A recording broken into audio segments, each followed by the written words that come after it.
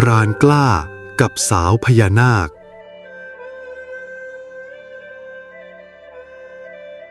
กาลครั้งหนึ่งนานมาแล้วมีหมู่บ้านเล็กๆตั้งอยู่ริมแม่น้ำสายใหญ่ท่ามกลางทุ่งนาป่าเขาและเสียงสายน้ำที่ไหลผ่านไม่เคยขาดในกระท่อมหลังเล็กท้ายหมู่บ้าน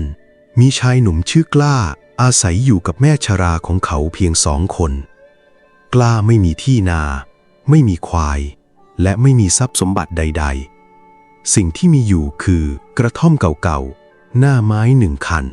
และแรงกายที่ใช้หาเลี้ยงแม่ในแต่ละวันทุกเช้าก่อนแสงอาทิตย์จะส่องพ้นยอดไม้กล้าจะตื่นขึ้นมาหุงข้าวต้มน้ำและเตรียมอาหารไว้ให้แม่ของเขาแก่ชรามากแล้วร่างกายอ่อนแรงจนไม่สามารถออกไปทำงานได้เหมือนแต่ก่อนบางวันหากกล้าหาของป่าไม่ได้ทั้งสองก็ต้องแบ่งข้าวเพียงหม้อเล็กๆกินกันจนหมดแต่ไม่ว่าอาหารจะน้อยเพียงใดกล้าก็มักตักส่วนที่ดีที่สุดใส่ถ้วยให้แม่ก่อนเสมอแม่กินเถอะข้ายังไม่หิวแม่รู้ดีว่าลูกกำลังโกหกนางจึงแบ่งข้าวกลับมาให้เขาเรามีกันอยู่แค่2 คนอย่าให้แม่กินอิ่มอยู่คนเดียวเลยลูกคำพูดธรรมดานั้นทำให้กล้ายิ้มทุกครั้งหลังจากกินข้าวแล้วกล้าจะสะพายหน้าไม้เดินเข้าป่าเขาไม่เคยล่าสัตว์เพื่อความสนุกถ้าเขาเข้าป่าแล้วเห็นสัตว์ตัวเล็กเขามักปล่อยมันไปและถ้ามีลูกน้อยอยู่ใกล้ๆแม่ของมันเขาจะไม่แตะต้องแม้แต่น้อยแต่หากวันไหนหาได้เพียงเห็ดหน่อไม้หรือผลไม้ป่าเขาก็จะนำกลับบ้านหากโชคดีได้สัตว์ป่ามาสักตัวเขาจะแบ่งเนื้อส่วนหนึ่งให้คนแก่และเด็กกำพร้าในหมู่บ้าน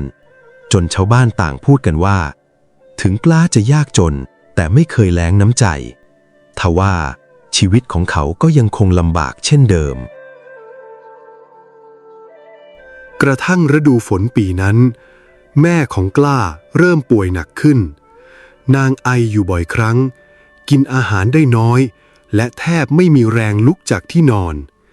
กล้าพยายามหาอาหารและสมุนไพรจากในป่ามารักษาแม่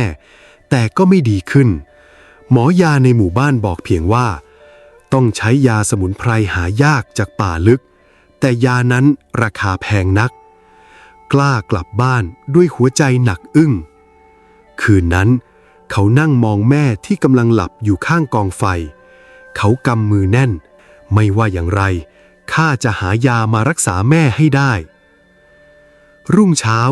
กล้าจึงสะพายหน้าไม้ออกเดินเข้าป่าลึกกว่าทุกครั้งเขาเดินผ่านป่าไผ่ข้ามลำธารและขึ้นไปตามทางบนภูเขา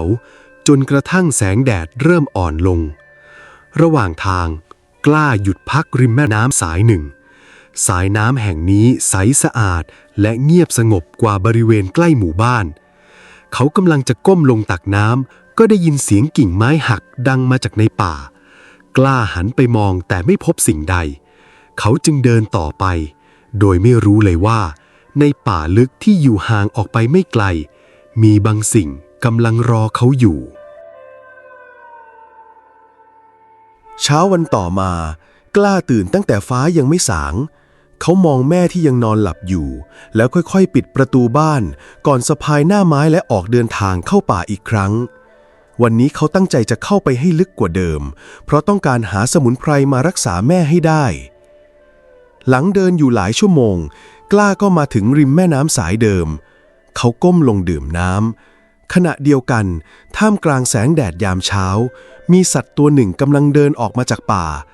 มันคือกวางขนสีทองขนของมันส่องประกายราวกับมีแสงอาทิตย์อยู่ทั่วร่างเขาทั้ง2ข้างงดงามผิดจากกวางทั่วไปกวางทองหยุดมองชายหนุ่มอยู่ห่างๆในขณะมันกำลังจะเดินต่อฉับเสียงเชือกดีดขึ้นอย่างรวดเร็วกับดักของนายพรานที่ซ่อนอยู่ใต้ใบไม้รัดเข้าที่ขาของกวางทันทีกวางทองตกใจและพยายามดิ้นหนีแต่ยิ่งดิ้นเชือกก็ยิ่งรัดแน่นความเจ็บปวดทำให้มันร้องออกมาแล้วล้มลงกับพื้นเสียงนั้นดังมาตามเสียงสายน้ำเมื่อได้ยินเสียงกล้าชะงักเสียงอะไรเขาพูดกับตัวเองก่อนจะได้ยินเสียงบางอย่างดังมาจากพุ่มไม้ข้างหน้า กล้าเดินตามเสียงนั้นไปเมื่อแหวกพุ่มไม้ออกกล้าถึงกับยืนนิ่งเขาเคยเห็นกวางมามากแต่ไม่เคยเห็นกวางตัวใดงดงามเช่นนี้กวางขนสีทองส่องประกายราวกับมีแสงอาทิตย์อยู่ทั่วร่างกำลังนอนอยู่พื้นด้วยความเจ็บปวดเมื่อตั้งสติได้กล้าก็วางหน้าไม้ลงทันทีอย่าดิ้นนะเดี๋ยวข้าจะช่วยเจ้าเองกวางทองมองเขาด้วยความหวาดกลัวกล้าค่อยๆเดินเข้าไปใกล้แม้จะรู้ว่าสัตว์ป่าที่กำลังตกใจอาจทำร้ายเขาได้เขาใช้มีดตัดเชือกทีละเส้นทีละเส้นในที่สุดกับดักก็หลุดออกจากขาของกวางทองกวางทองพยายามลุกขึ้นแต่ขาที่ถูกเชือกรัดได้รับบาดเจ็บจนแทบยืนไม่ไหวกล้าจึงถอดผ้าจากชายเสื้อฉีกเป็นชิ้นเล็กๆแล้วพันแผลให้อย่างระมัดระวังเจ็บมากสินะเขาพำพึมกวางทองนิ่งอยู่ครู่หนึ่งแววตาที่หวาดกลัวค่อยๆอ่อนลงเมื่อพันแผลเสร็จกล้าหยิบผลไม้จากย่ามออกมาแล้วยื่นให้กินสิข้าไม่มีอะไรให้เจ้ามากกว่านี้กวางทองค่อยๆเดินเข้ามามันรับผลไม้จากมือเขาแล้วเงยหน้ามองชายหนุ่มแววตาของมันเต็มไปด้วยคำขอบคุณกล้ายิ้มคราวหน้าระวังหน่อยอย่าเดินเข้ามาในเขตที่มนุษย์วางกับดักเขาพูดเบาๆก่อนจะลุกขึ้นข้าต้องกลับไปหาแม่แล้วกวางทองมองตามเข้าไปกล้าเดินจากไปเรื่อยๆจนหายลับเข้าไปในแนวต้นไม้เมื่อแน่ใจว่าไม่มีมนุษย์อยู่ใกล้ๆแล้วกวางทองจึงเดินกลับเข้าไปในป่าแสงสีเขียวอ่อนปรากฏขึ้นรอบตัวร่างของกวางค่อยๆเปลี่ยนกลับเป็นหญิงสาวก้มมองรอยแผลที่ขาของตนแต่สิ่งที่นางเห็นกลับไม่ใช่ความเจ็บปวดหากเป็นผ้าพันแผลของชายหนุ่มผู้ยากจนคนหนึ่งคนที่ไม่รู้ว่านางเป็นใคร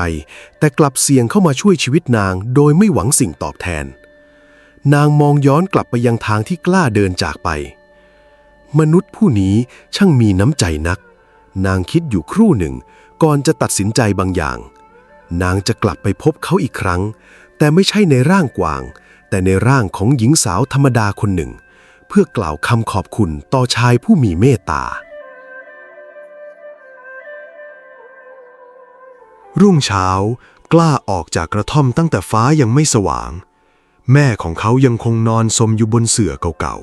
ๆวันนี้แม่ไม่ต้องห่วงนะข้าจะเข้าไปหาสมุนไพรในป่าลึกกว่านี้แม่ชราพยักหน้าแม้ใบหน้าจะซีดเซียวอยากเข้าไปไกลนักนะลูกกล้ายิ้มให้แม่ก่อนสะพายย่ามออกจากบ้านเขาเดินตามทางเดิมจนมาถึงริมแม่น้ำแต่วันนี้กลับมีหญิงสาวคนหนึ่งนั่งอยู่ใต้ต้นไทรนางสวมผ้าสิ้นสีเขียวอ่อนผมยาวดำสลวยและกำลังมองสายน้ำอย่างเงียบๆเมื่อเห็นกล้านางจึงลุกขึ้นท่านกลับมาอีกแล้วกล้าหยุดเดินด้วยความประหลาดใจแล้วเอ่ยขึ้นด้วยเสียงสั่นเจ้าเป็นใครหญิงสาวยิ้มข้าชื่อสร้อยนางเว้นครู่หนึ่งก่อนกล่าวต่อข้ามาที่นี่เพื่อขอบคุณท่านกล้าขมวดคิ้วขอบคุณข้าเรื่องอะไร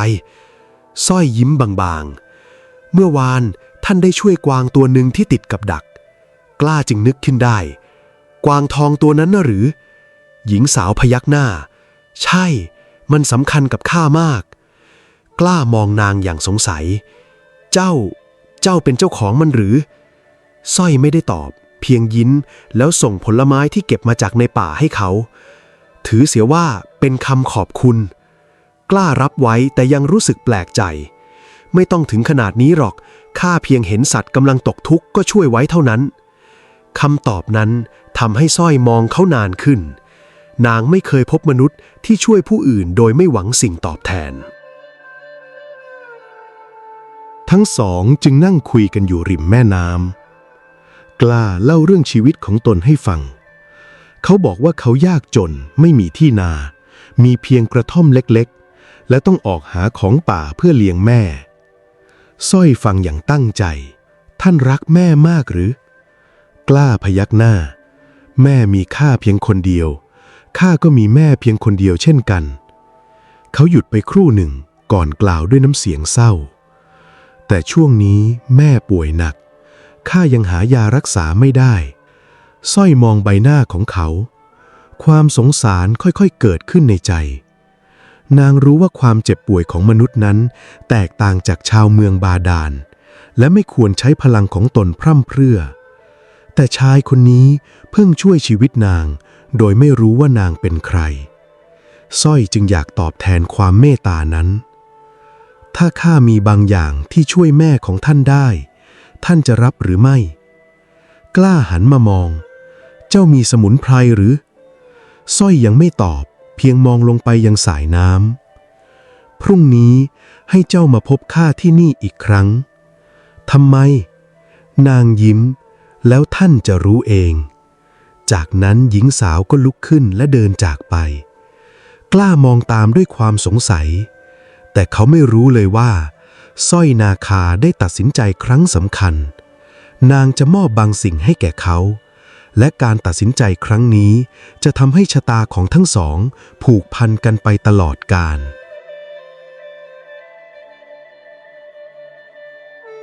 รุ่งเช้ากล้ามาถึงริมแม่น้ำตามที่สร้อยบอกเขาพบหญิงสาวนั่งอยู่ใต้ต้นไทรเช่นเดิมในมือของนางมีสิ่งหนึ่งห่อด้วยผ้าสีเขียวเจ้ามาแล้วกล้าพยักหน้า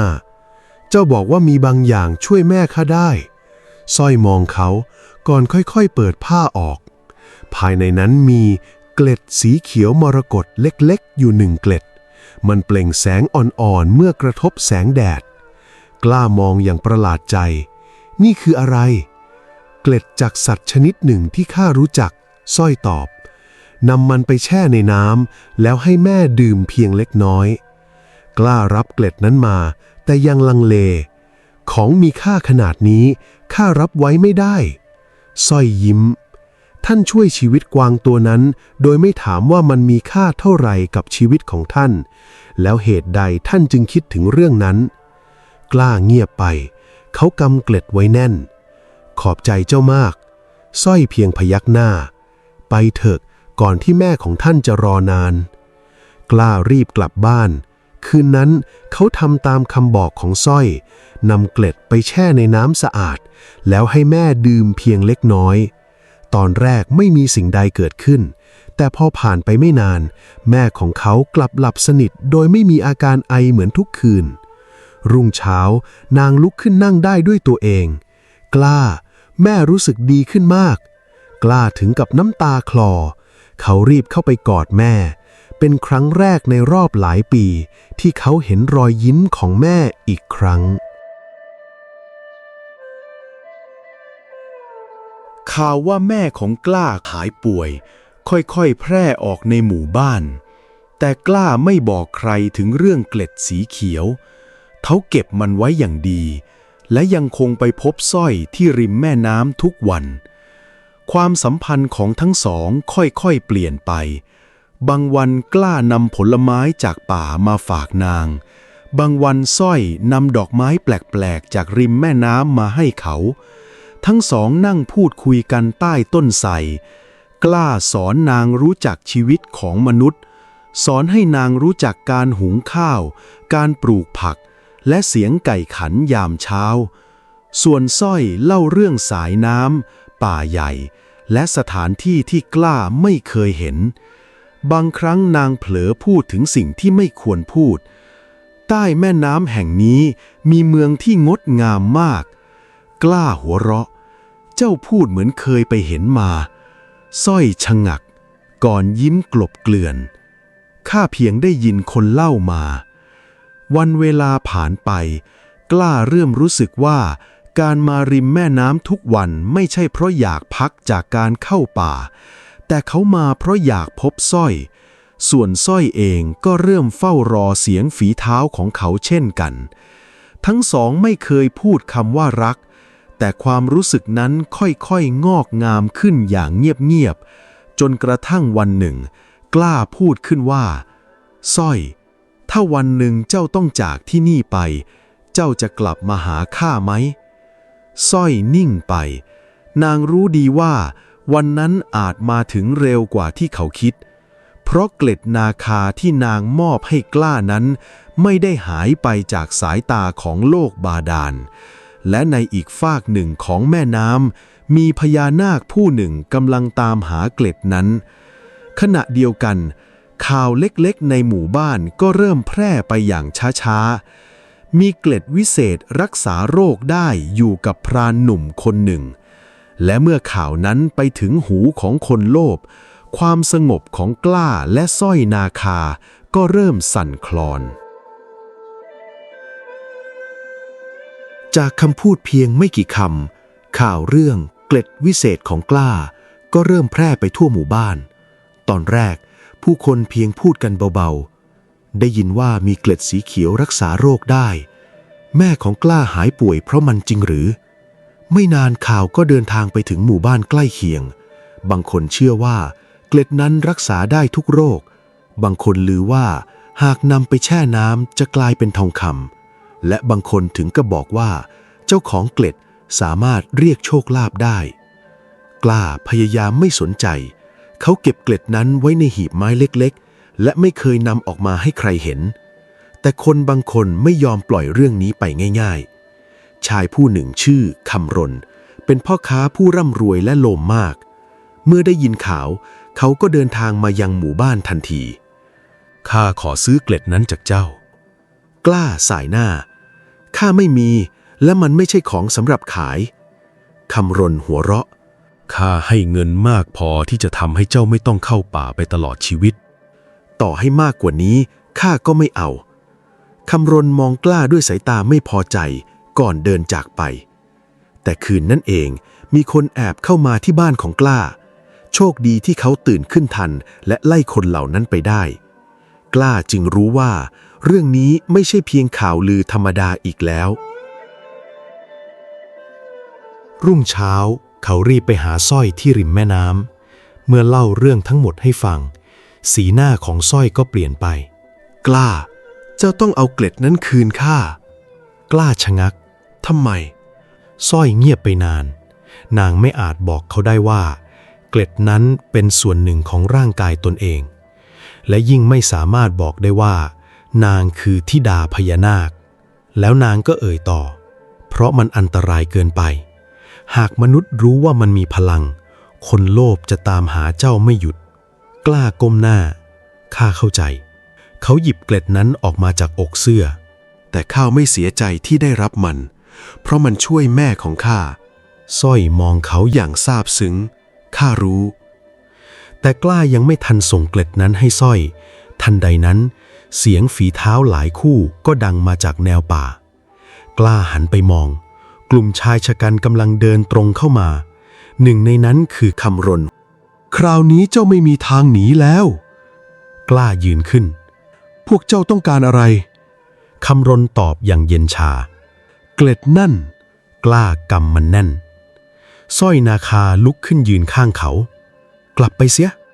คำรณหัวเราะหญิงสาวอย่างเจ้าจะทำอะไรได้ทันใดนั้นสายน้ำด้านหลังสร้อยก็เริ่มหมุนวนลมเย็นพัดแรงขึ้นจนต้นไม้สั่นไหวคำรณและพวกของเขาถึงกับชะงักสร้อยหลับตาลงพยายามควบคุมพลังของตนเองไม่ให้เปิดเผยมากเกินไปแต่ยังไม่ทันเกิดสิ่งใดเสียงคำรามของสัตว์ขนาดใหญ่ก็ดังขึ้นจากกลางแม่น้ำน้ำจำนวนมากพุ่งขึ้นสู่ท้องฟ้าทุกคนหันไปมองเงาขนาดมหึมากำลังเคลื่อนตัวอยู่ใต้ผิวน้ำสร้อยนาขาหน้าซีดนางจำพลังนั้นได้ทันทีพญานาคจากเมืองบาดาลกำลังขึ้นมาตามหาเกล็ดของนางคำรณกลับคิดว่าตนกำลังพบขุมทรัพย์ที่ยิ่งใหญ่กว่าเดิมเขาหันไปสั่งพวกของตนจับทั้งสองคนไว้พรานกล้ากำมือแน่นส่วนสร้อยหันมองเขาด้วยแววตาเศร้าถึงเวลาที่นางต้องเลือกแล้วว่าจะหนีกลับเมืองบาดาลเพียงลำพังหรือจะเปิดเผยความจริงทั้งหมดต่อชายมนุษย์ที่นางรักก่อนที่ทุกอย่างจะสายเกินไปเสียงน้ำในแม่น้ำยังคงหมุนวนรุนแรงชายของคำรณกำลังจะเข้ามาจับกล้าแต่ทันใดนั้นสายน้ำก็พุ่งขึ้นเป็นกำแพงกั้นระหว่างพวกเขาทุกคนต่างตกตะลึงสร้อยยืนนิ่งอยู่ริมแม่น้ำดวงตาของนางเป ลี่ยนเป็นสีเขียวมรกตกล้าหันมองนางในที่สุดเขาก็เริ่มเข้าใจว่าหญิงสาวที่อยู่ตรงหน้าเขาไม่ใช่หญิงธรรมดาสร้อยเจ้าเป็นใครกันแน่นางนิ่งไปก่อนตอบด้วยน้ำเสียงสั่นเครือข้าขอโทษที่ไม่เคยบอกความจริง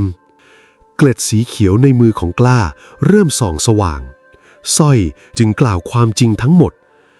ข้าคือสร้อยนาคาธิดาแห่งพญานาคผู้แปลงกายเป็นกวางทองเพื่อออกมาเที่ยวยังโลกมนุษย์และวันที่ข้าติดกับดักนั้นเจ้าคือคนที่ช่วยชีวิตข้าไว้เกล็ดที่มอบให้เจ้าคือเกล็ดจากร่างของข้าเองกล้านิ่งไปครู่หนึ่งแต่แทนที่จะโกรธเขาก็กำเกล็ดนั้นไว้แน่นเหตุใดเจ้าจึงมอบของสำคัญเช่นนี้ให้ข้าสร้อยยิ้มทั้งน้ำตาเพราะข้าสงสารแม่ของเจ้าและเพราะข้าอยากตอบแทนความเมตตาที่เจ้ามอบให้กวางตัวนั้นกล้าสายหน้าถ้าอย่างนั้นข้าก็ยิ่งต้องคืนมันให้เจ้าเขายื่นเกล็ดคืนสร้อยรับมันไว้ทันใดนั้นแสงสีเขียวก็ส่องสว่างทั่วแม่น้ำพวกของคำรณพากันหวาดกลัวและยืนนิ่งแต่คำรณยังไม่ยอมแพ้เขาพุ่งเข้าไปหมายจะแย่งเกล็ดจากมือสร้อยกล้าจึงเข้าขวางพอเถอะคำรณข้าไม่ยอมให้สมบัติวิเศษหลุดมือไปหรอกกล้ามองเขาอย่างผิดหวังแล้วพูดออกมาเกล็ดนี้ไม่ใช่สมบัติมันเป็นส่วนหนึ่งของชีวิตนางคำพูดนั้นทำให้ชายหลายคนที่ติดตามคำรณเริ่มลดอาวุธลงพวกเขาเริ่มรู้ว่าตนกำลังทำสิ่งที่ผิดไม่นานคำรณก็พาพวกถอยกลับหลังจากนั้นข่าวเรื่องเกล็ดวิเศษก็เงียบลงแต่กล้ากับสร้อยรู้ว่าเวลาของพวกเขาบนโลกมนุษย์กำลังจะหมดลงค่ำวันนั้นทั้งสองนั่งอยู่ใต้ต้นไทรริมแม่น้ำสร้อยมองสายน้ำอย่างเศร้าๆข้าต้องกลับเมืองบาดาลแล้วกล้าเงียบไปแม้จะรู้ว่าสักวันหนึ่งต้องเกิดขึ้นแต่เมื่อถึงเวลาจริงหัวใจของเขากลับเจ็บปวดแล้วเจ้าจะกลับมาอีกไหมสร้อยยิ้มมาสิถ้าเจ้าจะรอกล้ามองนางข้าจะรอสร้อยยื่นมือออกมากล้าจับมือของนางเจ้าเคยช่วยกวางที่ไม่รู้จักเจ้านางกล่าวเบาๆวันนี้ข้าจึงได้รู้ว่า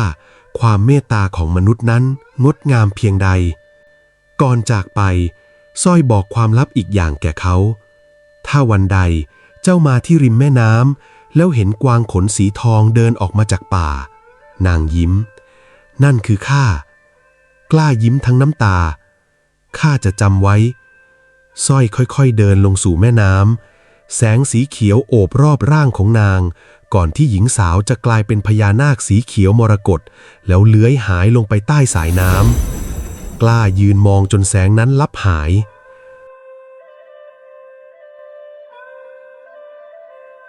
นับแต่นั้นมาทุกคืนวันเพ็ญ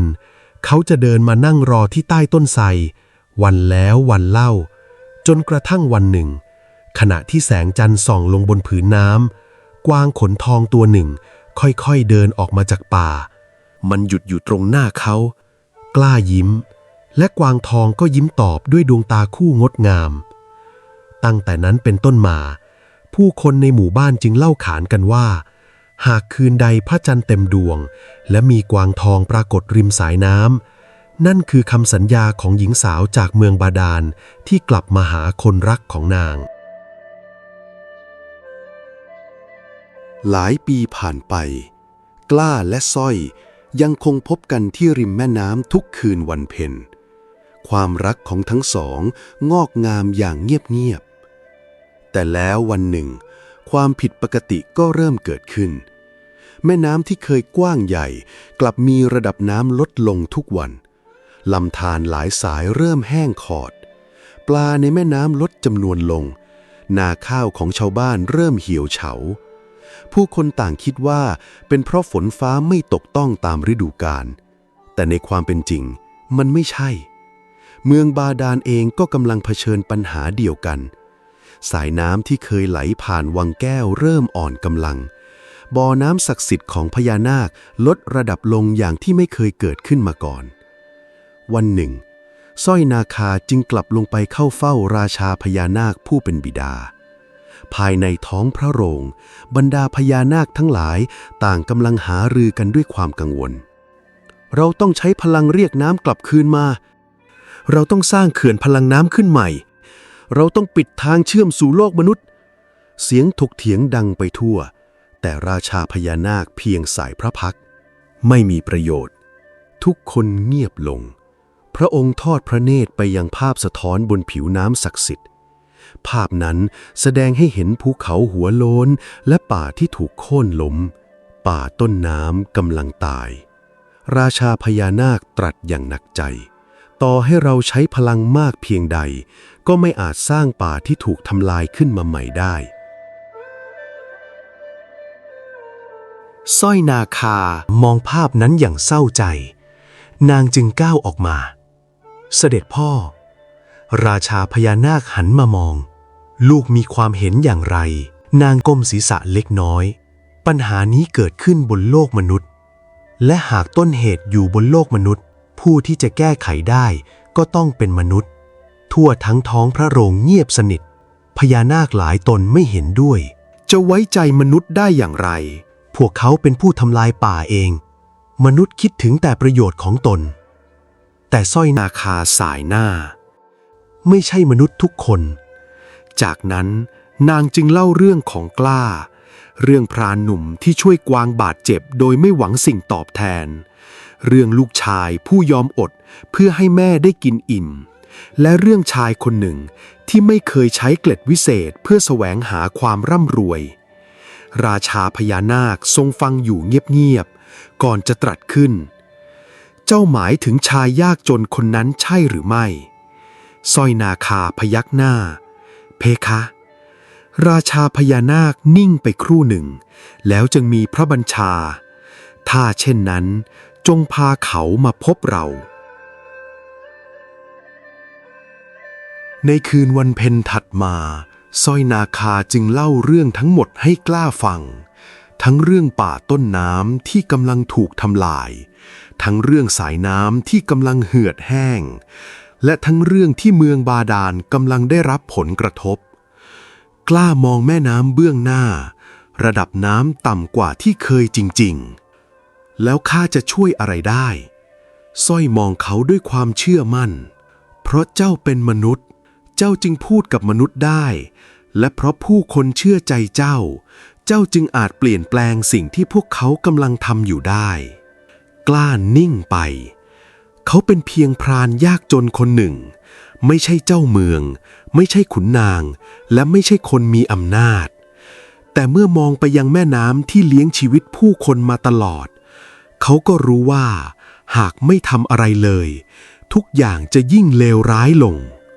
ในที่สุดเขาจึงพยักหน้าถ้าข้าช่วยได้ข้าจะทำสร้อยยิ้มอย่างโล่งใจคืนนั้นสร้อยพากล้าลงไปยังเมืองบาดาลเป็นครั้งแรกพวกเขายืนอยู่ตรงหน้าราชาพญานาคสร้อยหันไปมองชายหนุ่มที่ยืนอยู่ข้างนาง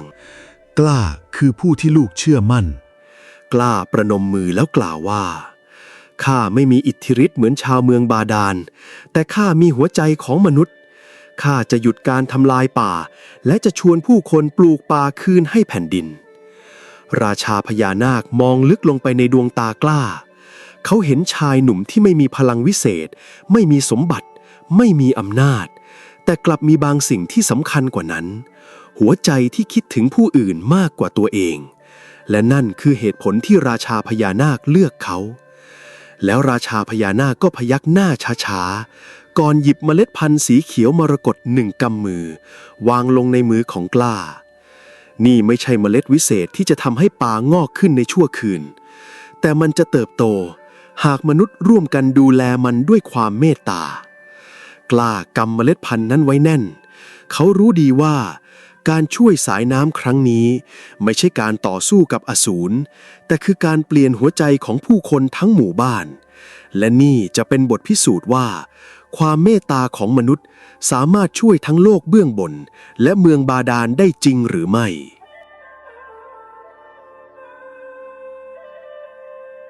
รุ่งเช้า กล้าเริ่มออกเดินทางไปยังป่าต้นน้ำเขาพบว่าต้นไม้จำนวนมากถูกโค่นจนเหลือเพียงต่อไม้ภูเขาที่เคยเขียวชอุ่มกลับกลายเป็นพื้นที่โล่งและลำธารเล็กๆหลายสายที่เคยไหลตลอดปีกลับเหลือเพียงพื้นดินแตกระแหงกล้ากลับไปบอกชาวบ้านแต่เมื่อเขาพูดถึงการหยุดตัดไม้หลายคนกลับไม่เห็นด้วยถ้าไม่ตัดไม้แล้วเราจะเอาเงินจากไหนมาซื้อข้าวเราต้องทำกินเหมือนกันกล้าไม่ได้ตำหนิใครเขาเพียงกล่าวว่าข้าก็เคยยากจนเหมือนพวกเจ้าแต่ถ้าเราตัดไม้จนหมดวันนี้เราอาจจะมีเงินมีข้าวกินแต่วันหนึ่งลูกหลานของเราจะไม่มีทั้งป่าไม่มีทั้งน้ำและไม่มีนาข้าวให้ท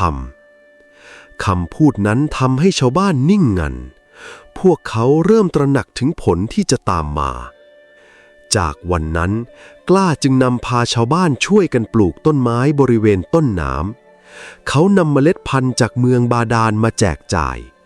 สร้างฝายเล็กๆช่วยชะลอน้ำและขอให้ชาวบ้านกำหนดพื้นที่ที่ห้ามตัดไม้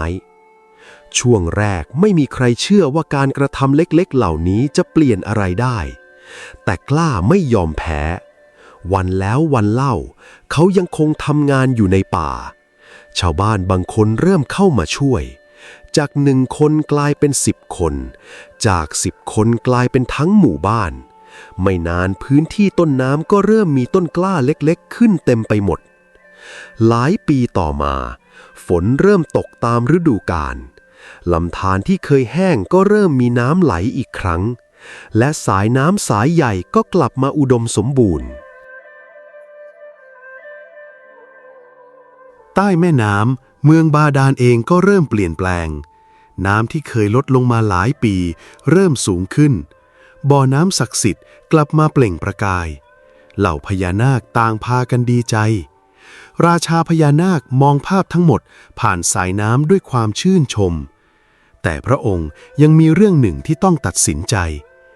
คือ1สร้อยนาคากลับมายังโลกมนุษย์นางพบกล้านั่งอยู่ใต้ต้นไทรเจ้าทำสำเร็จแล้วกล้ายิ้มพวกเราทำสำเร็จตั้งหากสร้อยนั่งลงข้างเขาเสด็จพ่อเห็นทุกอย่างแล้วกล้าหันมองนางแล้วพระองค์ว่าอย่างไรสร้อยยิ้มพระองค์อยากพบเจ้าหัวใจของกล้าเต้นแรงเขารู้ทันทีว่าการพบครั้งนี้อาจเป็นเรื่องสำคัญเมื่อกล้าลงไปยังเมืองบาดาลอีกครั้งเขาได้เข้าเฝ้าราชาพญานาคพระองค์ทอดพระเนตรชายหนุ่มอยู่นานเจ้ารู้หรือไม่ว่าเหตุใดเราจึงเลือกเจ้ากล้าสายหน้าเพราะเจ้าไม่เคยคิดว่าการช่วยผู้อื่นเป็นเรื่องใหญ่พระองค์ตรัสวันที่เจ้าช่วยกวางทองเจ้าก็ไม่ได้หวังสิ่งตอบแทนวันที่แม่เจ้าป่วยเจ้าก็ไม่เคยคิดใช้เกล็ดนาคาหาผลประโยชน์และเมื่อสายน้ำกำลังจะตายเจ้าก็เลือกช่วยทั้งที่ไม่มีใครบังคับราชาพญานาคจึงหันไปหาสร้อยลูกเลือกคนไม่ผิดสร้อยยิ้มทั้งน้ำตาแต่พระองค์ยังกล่าวต่ออย่างไรก็ตามเจ้าเป็นมนุษย์สร้อยเป็นธิดาของพญานาคทั้งสองอาจมีชีวิตอยู่คนละโลกกล้านิ่งไปสร้อยเองก็ไม่กล้าพูดอะไรแล้วราชาพญานาคจึงกล่าวว่าแต่ในเมื่อเจ้าทั้งสองพิสูจน์แล้วว่าความรักของพวกเจ้าไม่ได้เกิดจากสมบัติหรืออำนาจเราจะไม่ขัดขวางพระองค์ยื่นมือออกแสงสีเขียวทองปรากฏกลางท้องพระโรงตั้งแต่วันนี้สร้อยนาคาสามารถอยู่บนโลกมนุษย์โดยไม่ต้องสูญเสียพลังของตนและนางจะกลับมาเมืองบาดาลได้ตามต้องการกล้าก้มกราบด้วยความซาบซึ้งสร้อยหันมามองเขาดวงตาเต็มไปด้วยความสุขไม่นานหลังจากนั้นทั้งสองกลับมายังหมู่บ้านงานแต่งเล็กๆของกล้ากับสร้อยจัดขึ้นที่ริมแม่น้ำชาวบ้านมาร่วมงานกันทั้งหมู่บ้านไม่มีใครรู้เรื่องเมืองบาดาลทั้งหมดพวกเขาเพียงรู้ว่าหญิงสาวแปลกหน้าผู้มีเมตตาได้กลายเป็นภรรยาของกล้าหลังแต่งงาน สร้อยช่วยกล้าดูแลป่าและแม่น้ำทุกคืนวันเพ็ญนางจะกลับไปเยี่ยมเมืองบาดาลส่วนในยามกลางวันนางจะใช้ชีวิตเรียบง่ายอยู่กับกล้าและชาวบ้านหลายปีผ่านไปแม่ชราของกล้าจากไปอย่างสงบหลังได้เห็นลูกชายมีครอบครัวและมีความสุขกล้ากับสร้อยยังคงอยู่เคียงข้างกันและทุกครั้งที่พระจันทร์เต็มดวงสะท้อนลงบนสายน้ำผู้คนจะเห็นกวางขนสีทองปรากฏขึ้นริมป่าก่อนจะหายลับไปในแสงจันทร์ผู้เฒ่าผู้แก่จึงเล่าต่อกันว่ากวางทองคือจุดเริ่มต้นของความรักและสายน้ำคือสิ่งที่เชื่อมสองโลกเข้าด้วยกันเพราะหากวันนั้นกล้าเลือกเดินผ่านกวางที่ติดกับดักไปโดยไม่ช่วยเขาคงไม่มีวันได้พบสร้อยนาคาและหากสร้อยไม่เลือกตอบแทนความเมตตาด้วยความเมตตาเรื่องราวของคนสองโลกก็คงไม่มีวันเกิดขึ้นนับแต่นั้นมาผู้คนในหมู่บ้านจึงช่วยกันรักษาป่าและแม่น้ำเพราะพวกเขาเชื่อว่าเมื่อใดที่มนุษย์ดูแลผืนดินและสายน้ำก็จะดูแลชีวิตของมนุษย์เช่นกันและความรักของกล้ากับสร้อยนาคาก็กลายเป็นตำนานรักที่เล่าสืบต่อกันมาจากรุ่นสู่รุ่น